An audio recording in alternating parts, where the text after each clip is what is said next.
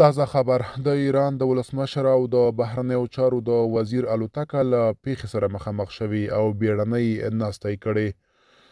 د ایرانا خبري اژانس وایي چې د ایران د آذربایجان ولایت د جنګل دیزمار په سیمه کې د دغه هیواد د ولسمشر ابراهیم رئیسي او بهرنیو چارو د وزیر حسین امیر عبدالحیان الوتکه له پیښې سره مخامخ شوې ده.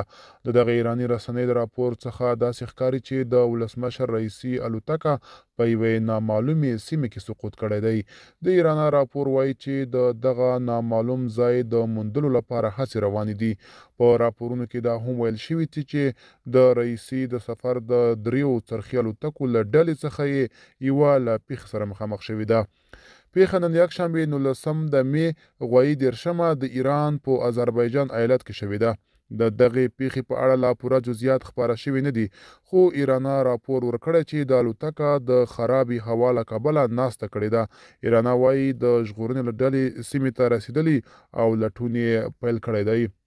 دغه رسنۍ راپور ورکړی دی چې 20 مرسته کوونکي ډلې سیمې ته استول شوي، خو دا چې د سیمې لارې سختې دي او هوا نامناسبه ده، د ژغورنې او لټون عملیات به وخت ونیسي. د ایران د بیړنیو خدماتو ادارې ویلي دي چې 20 امبولانسونه یې سیمې ته استولي دي، ځکه چې د غبار له کبله د هوایي مرستو امکان کم لیدل کیږي. د دغې ادارې ویان بابک بکتا پرست ویلي دي چې دوی یو څرخي الوتکه هم د مرستو لپاره استولې وه، خو د شدید غبار له کبله یې نشو کولی چې کینی او بیرته راستنه شوه.